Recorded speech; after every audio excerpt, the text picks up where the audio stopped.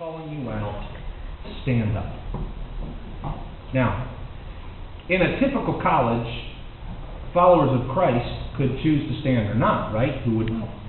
But this is the citadel where these men and women have taken an oath to always have integrity and honor and to be authentic with each other.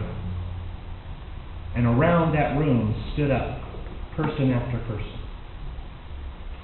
That young person did that because the year before he noticed there were some who tried to be followers of Christ, but to do it quietly, secretly, and not allow their light to shine. I wonder how much it would impact my way of living if I always had to be light. I didn't just pick and choose when I got to be salt or light. In the ordinary activities of the day, Jesus said, do this before men. In other words, just do it. In everywhere you go. He wasn't real specific, just be this, that they may see your good deeds. And again, Jesus could use that word that's translated good just to reflect on our moral cleanliness. But there's another aspect of meaning of the word used here, and it is a winsomeness, an attractiveness, a beauty. That you may see your beautiful deeds, that they may see your beautiful deeds and then glorify God.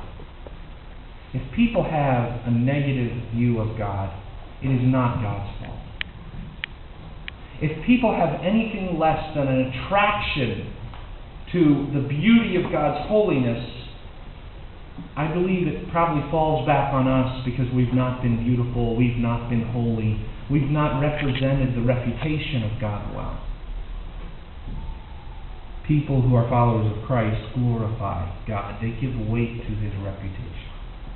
Alright, now all of that, by the way, was introduction. Alright? This is common for me. I'm probably halfway done now. 1. I got 6 things I want to share as a challenge to Citigates. 6 ways that you will be a church of unusual impact. And for the other churches represented here, there's only one church of New York City. We all know this, don't we? Right? God, there is one. That's why Paul wrote to the churches of Galatia. He didn't say to the one that likes to do this and that, the one that has short services and long and fancy sanctuaries and meet in basements. Paul wrote to the churches. I'm talking to the Church of New York City as I'm talking to Citigates. 6 characteristics of unusual impact churches. First, a church of unusual impact. The people there don't offer all the answers. Rather, they offer a place to work on life's questions. Do you realize Citigates was named after a place where the wise leaders of a city or a town, a village, would come and sit. Notice I said leaders. They would come and sit and give answer to anybody who wanted to come and discuss, whatever it might be. What does the law of God mean in this? What should we do about this? How do I get rid of my mildew? I mean, all kinds of stuff. The gates were a buzz of community. The king would decree an edict, and you better listen. But the elders that sit at the gate would have a conversation and help people discover the truth. I want to challenge Citigates. Help people find answers along the way, where they are. Meet with them in the busyness of life, not in some quiet corner in the city, but right there at the gate.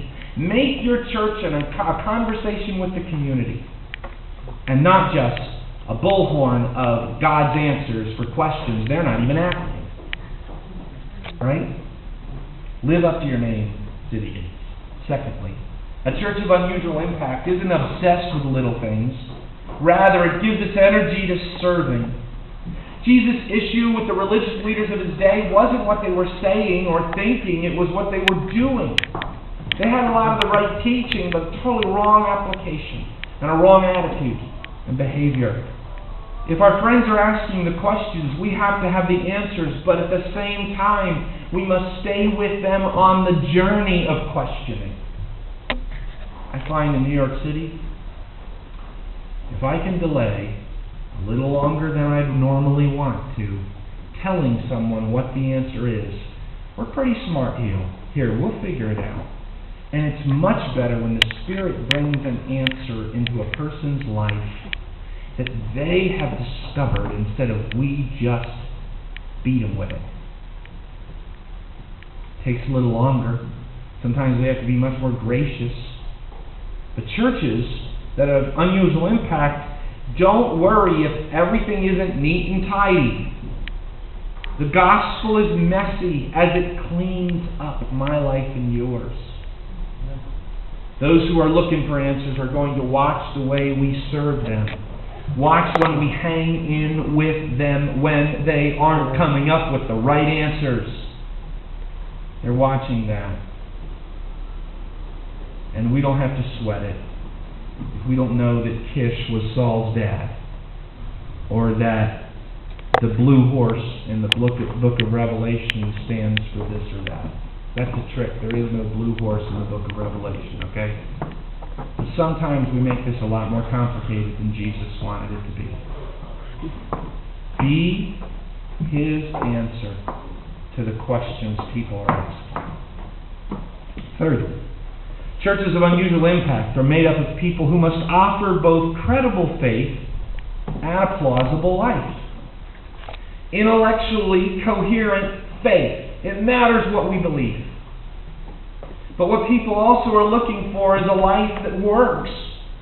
So we might have this high view of marriage over here, but as they observe the way we treat our wife, they don't see it. It's not plausible.